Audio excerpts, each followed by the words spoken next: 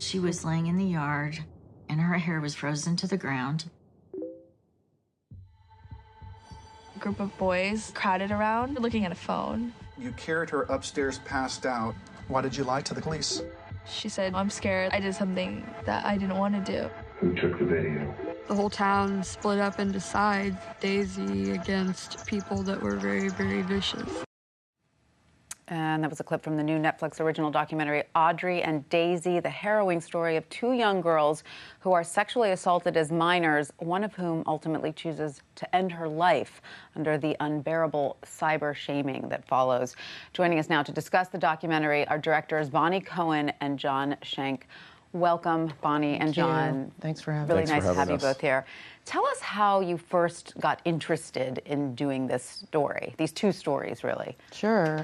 Well, John and I have been working together for a long time. We're married, and we have two teenagers of our own. That's a great partnership. You work and live together. That's we'll have to book another moment on the show to talk about that. But yeah, you have to really trust each other, obviously, and collaborate well, especially with subject matter like this. So we got interested because we are being reintroduced right now to the world of teenagers, and we have teenagers of our own too, a boy and a girl, and just the kind of wild west of social media right now was really interesting exploration for us, and we thought, there's got to be something in there that we as parents need to be exploring as filmmakers. I mean, both of these cases on their own are so harrowing, regardless of the social media aspect.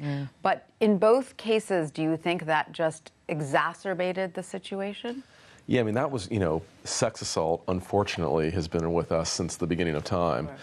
The new piece that was just so shocking because it's so different than our childhood is the girls themselves, the survivors of these assaults, say the bullying with the use of kind of these trophy pictures and videos that are taken at the time is much worse than the original assault itself. Yes, and then the shame that follows. I mean, the tragic case of Audrey Potts, 15 years old. Horrible. The cyber shaming that followed her sexual assault caused her to take her life. Now, you had a chance to interview two of the young men convicted in her case.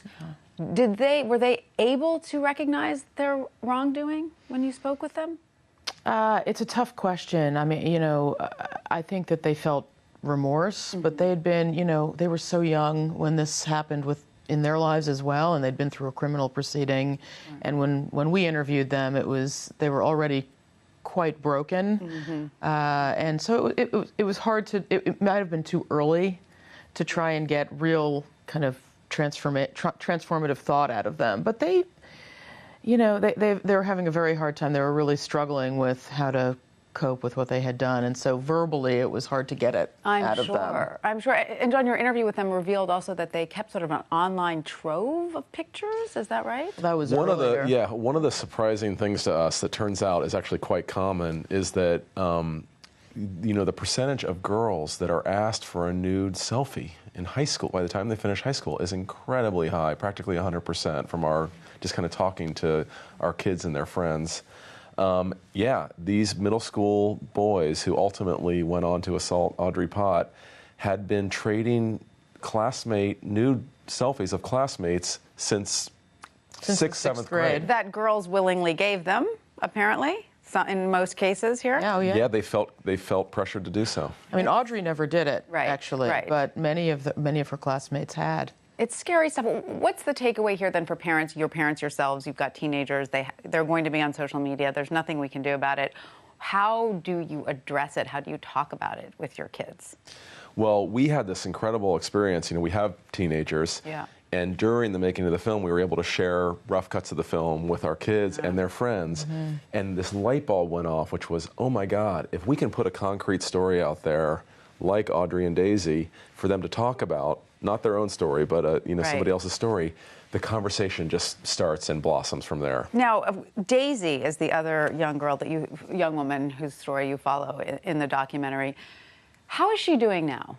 Where is she now, and how is she doing? She's actually doing quite well. She's in college, and she's also working as an apprentice as a tattoo artist, and she's wrestling. She's on a wrestling scholarship at her college. So she has really kind of come out of the ashes of this disaster in her life and built her life back together and rehabilitated. She's done a lot of work. Not every day is great, but she's really building her life back. She certainly was able to come forward at a certain point, which is so many victims of sexual assault find they're not able to do. No judgments one way or the other, but that's, personal choice. Recently, we saw another sexual assault survivor, Chessie Prout. She came forward. She was assaulted at St. Paul's School. Right. Do you find, having done this documentary and looking into these cases, that when the survivors are able to come forward, they get some empowerment out of that, or it depends? I think it's a case-by-case basis. I mean, there's a lot of young women and girls out there who respectfully keep their anonymity. But I think, through stories like Daisy's and others where young women and girls are coming out, we know anecdotally that they find a lot of power in finding strength in other girls who've been through what they've been in. They find each other and they build a little community for themselves. Absolutely. Bonnie and John, thank you so much. Thanks for having us. Talking to us today. Thank you very much.